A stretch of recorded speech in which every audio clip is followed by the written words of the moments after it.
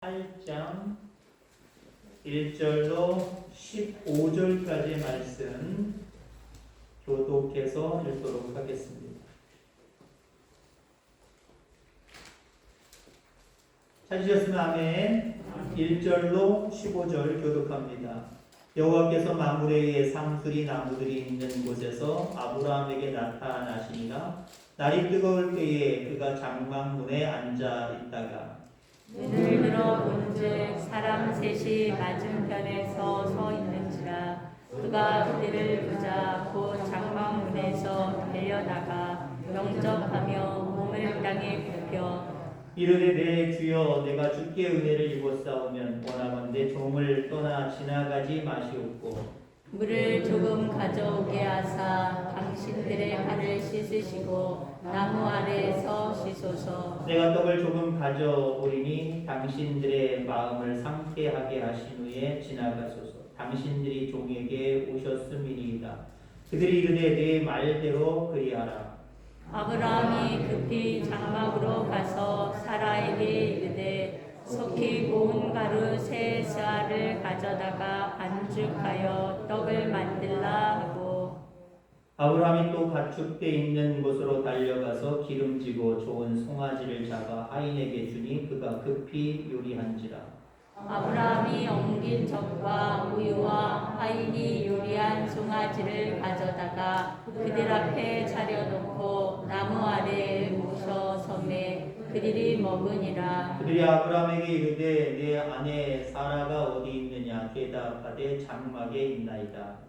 그가 이르시되 내년 이맘때 내가 반드시 내게로 돌아오리니 내 아내 사라에게 아들이 있으리라 하시니 사라가 그 뒤 장막문에서 들었더라. 아브라함과 사라는 나이가 많아 늙었고 사라에게는 여성의 생리가 끊어졌는지라. 사라가 속으로 웃고 이르되 내가 노쇠하였고 내 주인도 늙었으니 내게 무슨 즐거움이 있으리요. 여호와께서 아브라함에게 이르시되 사라가 왜 웃으며 이르기를 내가 늙었거늘 어떻게 아들을 낳으리오 하느냐. 여호와께서 능히 못한 일이 있겠느냐. 기한이 이를 때에 내가 내게로 돌아오리니 사라에게 아들이 있으리라. 사라가 두려워서 부인하여 이르되 내가 웃지 아니하였나이다. 이르시되 아니라 내가 웃었느니라. 아멘. 우리 옆에 분들과 교제 나누겠습니다. 성도님 바라보니 즐겁습니다. 성도님 바라보니 짜증납니다. 성도님 바라보니 즐겁습니다. 우리 찬양하면서 말씀드린 것처럼 오늘은 웃음에 대한 이야기를 하려고 합니다. 제가 설교를 준비하면서 전적으로 제 생각이에요. 두 단어를 생각해 봤어요. 여러분들은 울상입니까? 웃상입니까? 네? 웃상? 네. 웃음의 상이냐, 울음의 상이냐라고 하는 거예요. 어떤 사람은 정말 짜증나게 생긴 사람 있어요. 그 옛날에 그 못난이 인형들 아시죠? 조그만 인형인데 세 가지가 세트인데 못난이 인형이라고 여자들인데 다 우는 상으로 이렇게 돼 있는 거예요. 그거 보면은 웃기기도 하지만 심각하게 바라보면 야, 저런 사람이 내 애인이나 내 아내였으면 어떻게 했을까? 그런 생각이 덜컥 들기도 하더라고요. 사람이 웃상이 돼야 됩니다. 하나님이 원하시는 우리의 모습 형상은, 하나님의 형상은 웃는 상이에요. 전적으로 제 생각이라 그랬어요. 사람들이 왜 웃상을 짓고 살아갈까요? 물론 자기들은 아니라고 하겠죠. 그러나 많은 경우, 특히 우리나라 사람들은요, 얼굴과 나중에 경험해보면 그 진짜 모습이 다르다라고 외국인들이 참 많이 해요. 외국인들이 우리를 바라볼 때 차갑게 느껴진답니다. 아주 눈물도 없고 피도 없고 아주 냉정하게 보여진대요. 그러나 막상 누군가 어려움을 당하고 누군가 도움을 요청하고 얘기를 하다 보면 그 진가가 우리나라 사람들은 잘 나타난다. 그래서 아주 좋은 사람들이다. 도덕적인 사람이고 정의감에 불타는 사람들이다. 이렇게 평가를 많이 하더라고요. 그러나 그럼에도 불구하고 우리 그리스도인들은 겉으로 보는 모습도 우상이어야 됩니다. 많은 사람들이 왜 물상일까요? 발음 하나 차이입니다. 우에다가 리을이냐 아니면 시옷이냐라고 하는 건데, 리을은 한마디로 베베 꼬인 거예요. 무엇이든지 우리가 베베 꼬게 보이면은요, 그러한 일들, 그러한 사건들을 통해서 우리는 웃을 수가 없는 거예요. 제가 교동문을 읽으면서 실수했죠? 실수했어, 안 했어요? 저는 스스로 웃었어요. 아이고, 이건 일어난 거 왜 이걸 실수했을까 하고 짜증 부리지 않았어요. 아이고, 내가 실수했네. 남의 목까지, 성도님들 목까지 중간까지 읽어버렸네. 혼자 몇 구절 여러분들 읽을 때 저 혼자 쓸쓸하게 아주 행복한 모습으로 웃었어요. 혹시 여러분들 중에 제가 실수하는 그 모습을, 실수를 하도 많이 하니까 여러 군데 나타납니다만, 실수했을 때 에이 목사님이 예배를 한두 번 드리나? 교동문을 한두 번 보나? 그거 굵은 글씨 얇은 글씨 그걸 모르나? 왜 남의 것까지 읽어? 에이 예배 준비 안 했구만? 그리고 인상 팍팍 쓰는 게 좋겠습니까? 아니면 아이고 우리 목사님도 역시 인간이구나. 저렇게 실수를 하시네? 실수하는 저 모습이 참 이쁘기도 하시네? 라고 여러분들 비비꼬지 않으면 그런 모습 가지고도 우상이 되는 거예요. 여러분들 본인 스스로를 생각할 때도 그렇고요. 남과 대하거나 남과 관계를 맺을 때도 마찬가지예요. 그럴 수 있지. 그렇구나. 괜찮아. 라고 하는 모습을 보면은요, 내 스스로에게 다른 사람에게 웃는 모습을 보여줄 수 있어요. 그런데 그럴 수 없지. 그러면 안 되지. 라고 하는 빳빳한 모습을 가져보세요. 그럼 어떻게 될까요? 리을자가 완전히 빳빳이잖아요. 물론 리을자도 스무스하게 S자처럼 반대로 이렇게 쓰는 사람도 있지만 정식으로 쓰면 빡빡빡빡빡이에요. 각이 딱딱딱딱 나오는 거예요. 값지게 자기 자신을 생각하고 값지게 다른 사람들을 생각하면요, 웃을 일이 없는 거예요. 시옷은 뭐예요? 사람 인자처럼 입구자처럼 사람과 사람이 기대는 거잖아요. 그 다음에 저는 제 생각을 했어요. 전적으로요. 십자가, 시옷, 십자가의 은혜를 체험한 사람들은요, 늘 우상일 수밖에 없는 거예요. 아멘. 제 나름대로의 글자 해석이지만 오늘 말씀의 요지가 여기에 다 포함되어 있습니다. 하나님은 우리 인간을 창조하실 때 웃으며 살게 만드셨습니다. 웃는 것이 우리의 본분이에요. 웃는 것이 우리 인간의 정말 하나님 바라시는 모습이다라고 하는 거죠. 자, 그런데 많은 사람들이 너무나도 이 세상 살아가면서 웃음을 잃어가고 있습니다. 거의 그런 것 같아요. 나이랑 웃음이 비례해야 하는 것 같아요. 태어나면서 깐난 아이들은요, 울기도 잘 울기도 하지만 별것도 아닌 걸로 가지고 깐깐 호로록 막 얼마나 웃어요, 여러분들. 그리고 그 모습 때문에 주변에 있는 부모, 주변에 있는 뭐 할머니, 할아버지, 주변에 있는 사람들이 같이 웃게 만들잖아요. 근데 점점 나이 들어가고 있어요. 대부분 다 그렇잖아요, 그죠? 웃음을 잃어가요. 웃음을 잃어가요. 점점 복잡한 세상 속에 복잡한 것을 복잡하게 생각하다 보니까 우리의 모습이 갇히고 있는 거예요. 갇히고 있는 거예요. 그러다 보니까 내 스스로를 내가 이해하지 못하고 남들을 이해하지 못하고 하니까 이게 웃을 일보다 트집 잡고 싸울 일이 상당히 더 많아졌다라는 겁니다. 이건 하나님이 원하시는 모습이 아니다라고 하는 겁니다. 하나님의 자녀인 우리들은요, 세상 사람들이 세상에 웃을 일 하나도 없어. 그래도 우리는 웃어야 돼. 세상 사람들이 걱정거리가 많아서 울 일만 있다고 할지라도 우리는 이 복잡한 세상 속에서도 웃어야 되는 사명을 가진 사람들이에요.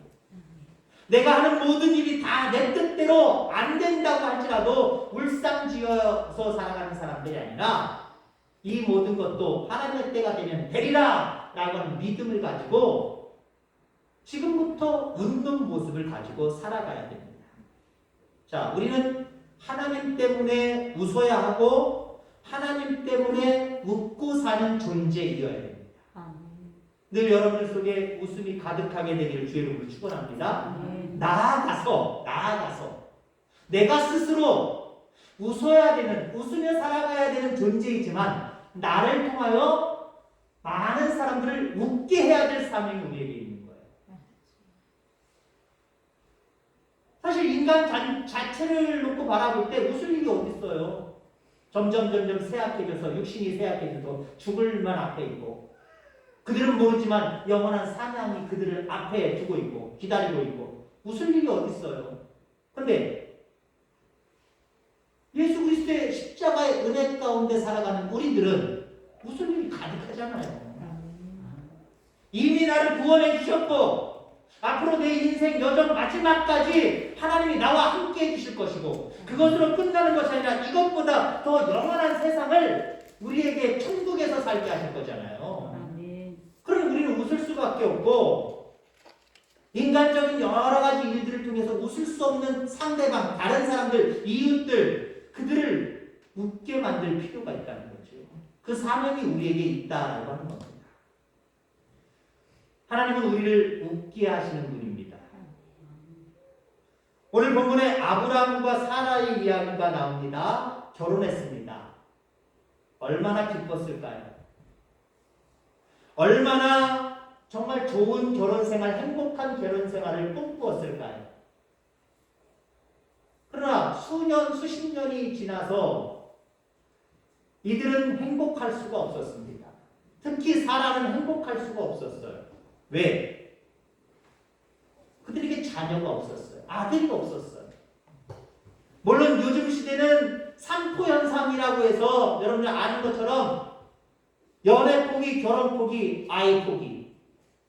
아예 결혼도 포기하기도 하지만 결혼해도 우리끼리만 살자, 무자식이 상팔자다 한마디로 이러면서 자식을 안 낳는 젊은 세대들이 상당히 많아요. 근데 지금 이 성경의 이 시대는 자녀가 복이에요. 자녀가 복.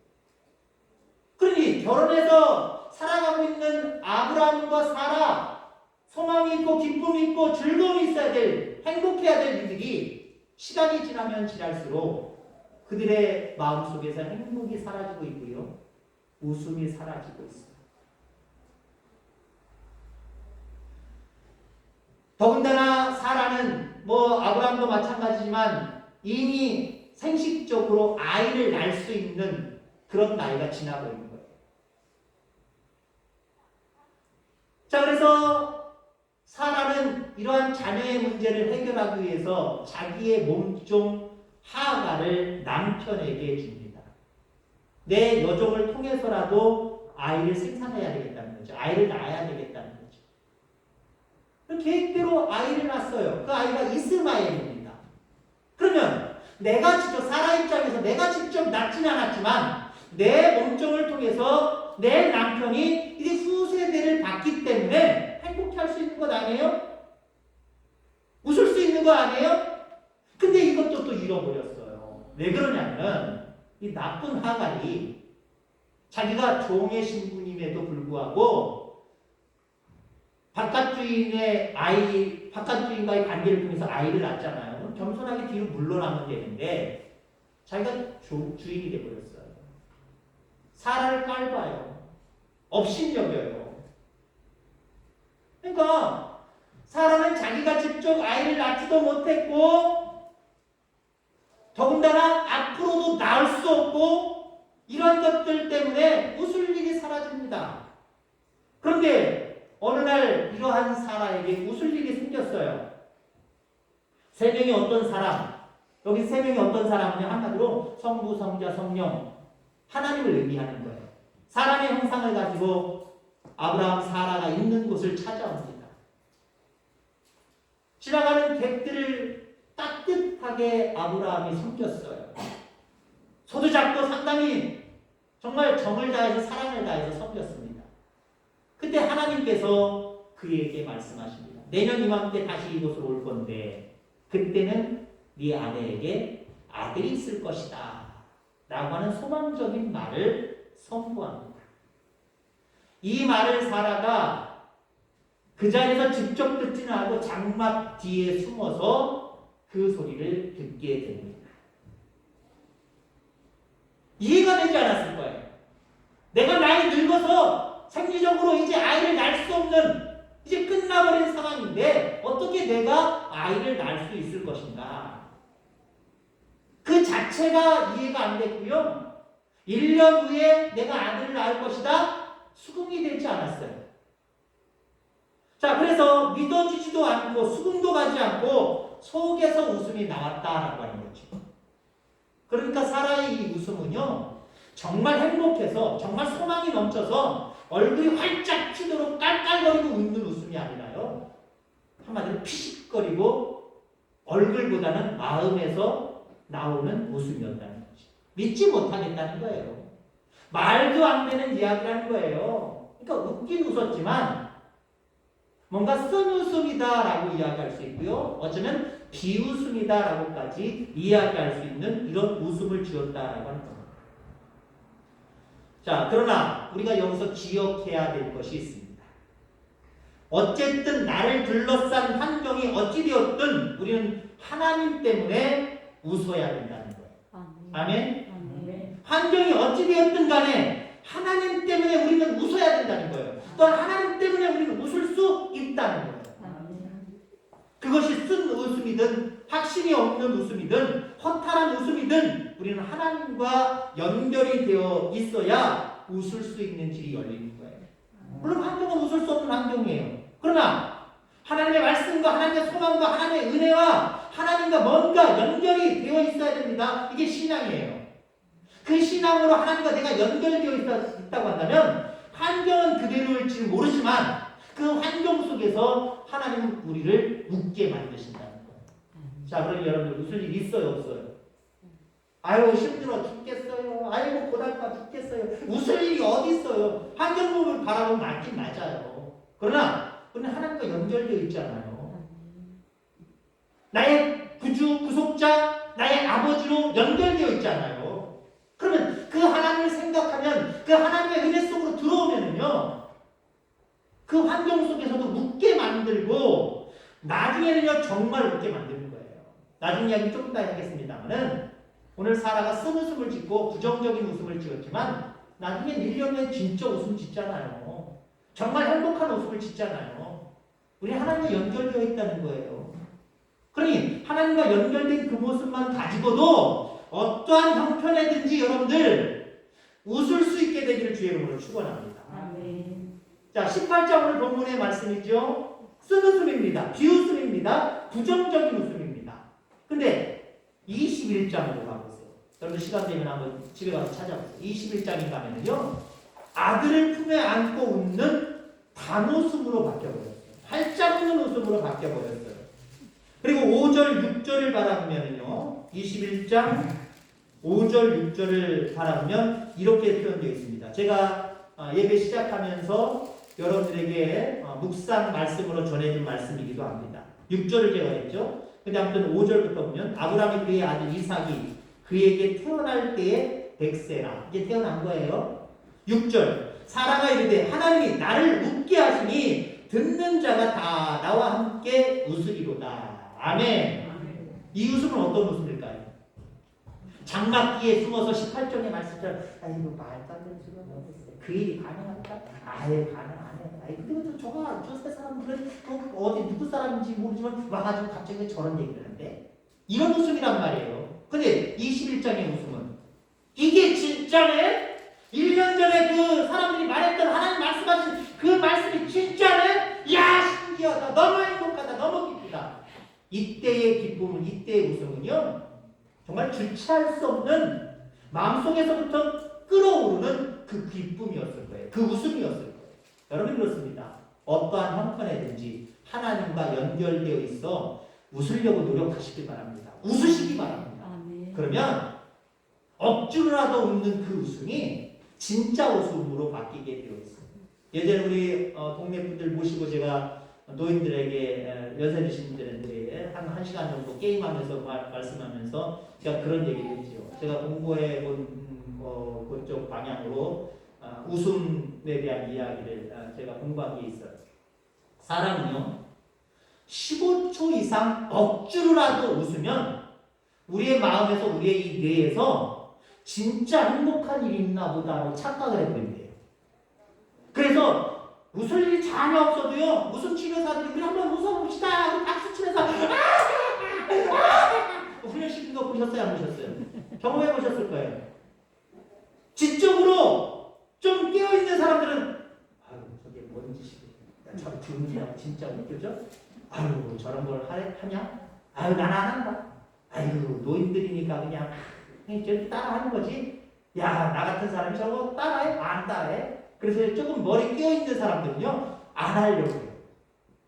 안 하려고 해요. 하는 것 자체가 창피하고 하는 것 자체가 상식적으로 이해가 안 되는 거예요. 근데요 하나님이 만드신 우리 모든 인간의 몸 자체가 그러면 이 뇌는요 우리가 억지로라도 막 15초 이상만 웃으면 이거 진짜다 라고 이 뇌리 속에서 착각을 일으키게 하는 거예요. 그래서 우리의 몸을 그 행복한 그 웃음 때문에 좋은 에너지들이 이 몸에서 다 발생을 합니다. 그러니까 우리는 억지로라도 웃어야 돼요. 근데 우리는 하나님과 연결되어 있으니까 사실 우리의 웃음은 억지가 아니에요. 하나님이 그렇게 해주실 걸 믿습니다. 그걸 믿음으로 맡기고 웃는 거잖아요. 여러분들의 쓴 웃음이 단웃음으로 바뀌어가는 놀라운 축복이 있게 되기를 주의 이름으로 축원합니다. 아멘. 18장의 쓴 웃음이 21장의 진정한 단웃음으로 바뀌어가는 모습을 우리가 보게 됩니다. 자, 하나님은 나를 웃게 만드시도록 하시는데 그러면 어떻게 하는 것이 하나님께서 나를 웃게 하시는 삶이 될 수 있을까? 뭐 장학이 여러 가지 이야기하지 않는가? 찬양이 언제나 넘치면, 기도가 언제나 넘치면, 뭐 이런 찬양 좀 전에 했었지요? 그러면 제가 한 가지 덧붙여서 기도할 때 소망이 넘치면 우리 웃을 수밖에 없다. 여러분 그렇습니다. 소망입니다. 소망이 있는 사람들은요 웃을 수밖에 없는 거예요. 18장의 웃음도 대단한 웃음이지만 사라가 쓴 웃음을 질 수밖에 없는 이유가 뭐였을까요? 그건 소망이에요. 소망. 여자로서 생리적으로 아이를 낳을 수 있는 나이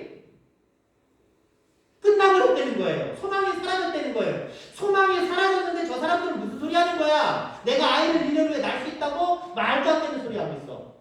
소망이 단절된 거예요. 소망이 끊겨버린 거예요. 그러니까 사람은 쓴 웃음을 질 수밖에 없는 거예요. 부정적인 웃음을 질 수밖에 없는 거예요. 여러분들 우리 속에 소망이 사라지면 아무것도 아니에요. 그럼 우리 그리스도인들은 소망이 있잖아요. 세상 사람들이 웃지 못하는 이유가 뭐예요? 다 절망적이기 때문에 그래요. 이렇게 봐도 안 되고 저렇게 돼봐도 안 되고 야 힘들다 어렵다 라고 하는 생각을 먼저 갖기 때문에 그들 속에서 웃음이 사라지는 거예요. 우리 그리스도인 그러면 안 되잖아요. 천지만물을 창조하신 능력의 하나님이 나의 아버지가 되시고 나와 지금도 함께 하시고 영원히 나를 책임져 주시는데 그 하나님의 품 속에 그 소나기 속에 우리가 있는데 우리가 소망을 가지지 않을 이유가 어디 있어요? 믿지 아니하는 사람들보다 어쩌면 허무맹랑할 정도로 우리는 소망을 가지고 있어야 되지 않겠습니까? 꿈을 가지고 있어야 되지 않겠습니까? 그러면 우리는 웃을 수 있는 거예요. 만약에 사라가 자기가 아이를 낳을 수 있는 상황이 끊어지지 않고 거의 끝날 때쯤 요 정도 시기다 라고 생각해 보세요.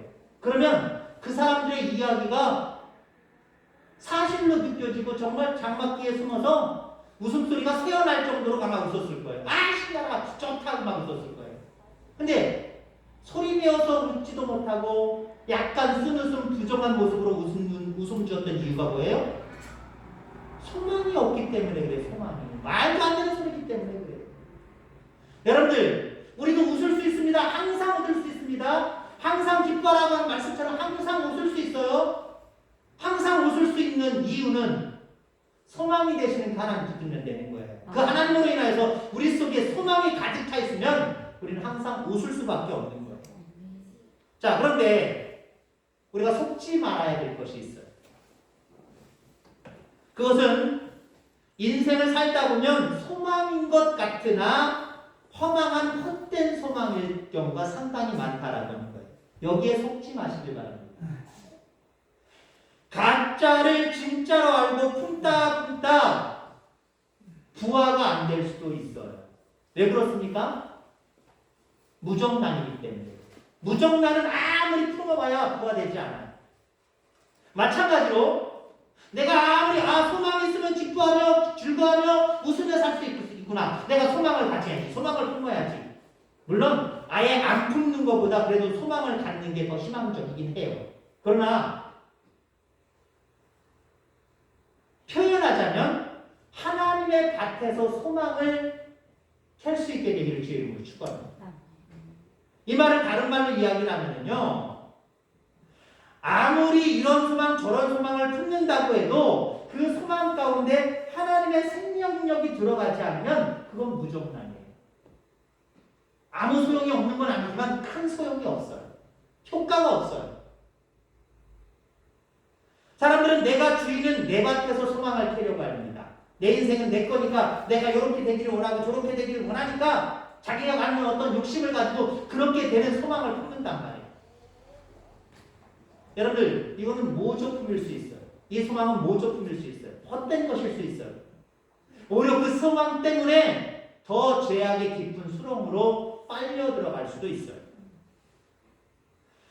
사람이 아닌 하나님의 밭에서 여러분들 소망을 펼 수 있게 되기를 주의 이름으로 축원합니다. 하나님이 내게 주신 소망이 무엇인가? 그 소망을 붙들어내는 거예요. 소망이 나를 웃게 만들기 때문에 어떠한 소망이든지 다 가지는 얘기가 아니에요. 요셉에게 감옥에 있을 때에 술 맡은 관원장, 떡 맡은 관원장이 있었지요. 이들이 억울하게 어쩌면 억울하게 똑같이 감옥에 갇혔단 말이에요. 요셉이 있는 감옥에 갇혔단 말이에요. 둘의 꿈은 뭘까요?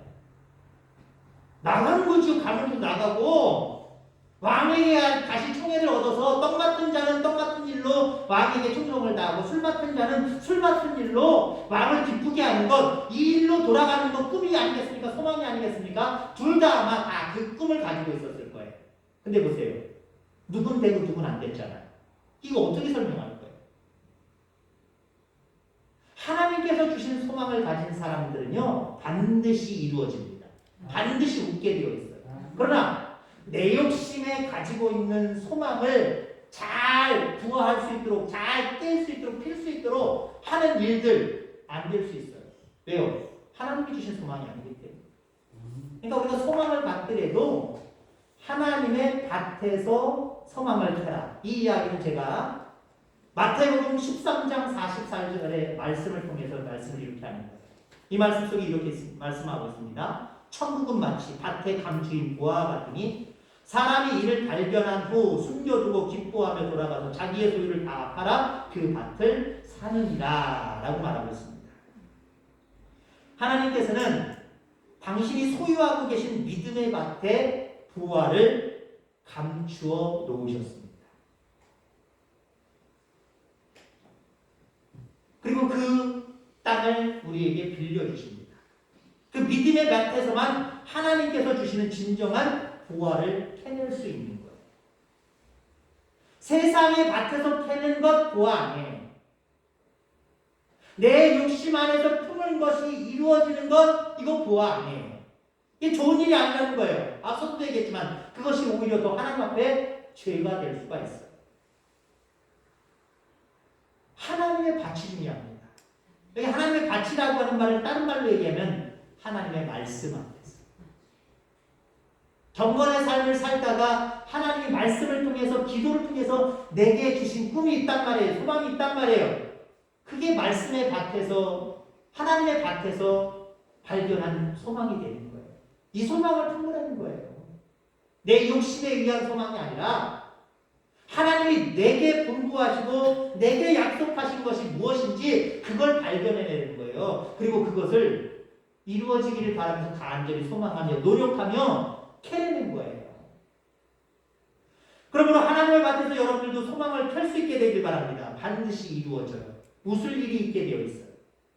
그러면 하나님의 밭에서 소망을 캐므로 말미암아 우리가 항상 웃을 수 있는 그런 이유가 되는 거겠지요. 자, 그러면 하나님의 밭에서 소망을 캐는 방법은 무엇일까? 누구든지 다 하나님 앞에서 나도 하나님의 밭에서 소망을 좀 갖게 하여 주옵소서. 그래서 나로 하여금 항상 웃게 하여 주옵소서. 다 성공하나요? 성공하지 못하는 그리스도인들, 성공하지 못하는 사람들 많아. 하나님의 밭에서 소망을 채무로 말미암아 우리가 항상 웃을 수 있는, 기뻐할 수 있는 비결은요, 열심입니다. 열심. 마태복음 13장 기울장에 나와 있던 얘기를 좀 전에 말씀드렸죠. 어떤 농부가 밭을 열심히 일구다가 보화를 발견했다는 거예요. 그리고 그걸 덮어놓고 가서 다른 말씀에 보면 소유를 다 팔고 아마 돈도 빌렸을 거예요. 그래서 그 땅의 주인에게 그 밭을 샀다는 거죠. 그러니까 이 사람은 그 밭을 읽을 때도 마찬가지로 읽으면서 보화를 발견했을 때부터 얼마의 시간이 흘렀는지는 모르지만 그 땅을 살 때까지, 사고 나서도 그 사람은 웃을 일만 있었겠어요? 울 일만 있었겠어요? 웃을 일만 가득했겠지요. 자, 그러면 그 땅을 샀다라고 하는 얘기는 그 땅의 소유권이 내게 아니라는 거예요. 남의 거라는 거죠. 한마디로 도지 얻었다는 거예요. 얼마 주고 1년 동안, 얼마 주고 2년 동안 사용하는 권한을 가졌다는 거예요. 내 땅 아니에요. 그러면 그런 추측이 가능하지요. 그 땅을 일구는 사람들이 그 오늘 마태복음 13장에 그 농부밖에 없었느냐? 아니요. 그 전에는 여러 사람이 있었겠지요. 이 사람이 농사지다가 포기하고 관두고 사정 때문에 다른 사람이 또 하고 다른 사람이 또 하고 그러다가 이 농부까지 온 거예요. 자, 그런데 앞에 다른 사람들은 그 밭의 진주를 발견하지 못했다. 근데 이 사람은 발견했다. 운이 좋아서? 아니요. 열심으로 농사지었기 때문에. 자, 여기에 감춰진 보화가 어떤 건지 우리가 알아야 됩니다. 물론 어떤 물질이 변화되어서 그 보석으로, 진주로 변화된 모습의 방석일 수도 있지만, 우리 여러분들 돈 갖고 있으면 현금 갖고 계신 분들도 있지만 현금 잘 안 갖고 있잖아요. 어디다 다 보관하시죠? 저한테만 얘기해 주세요. 어디다? 장모?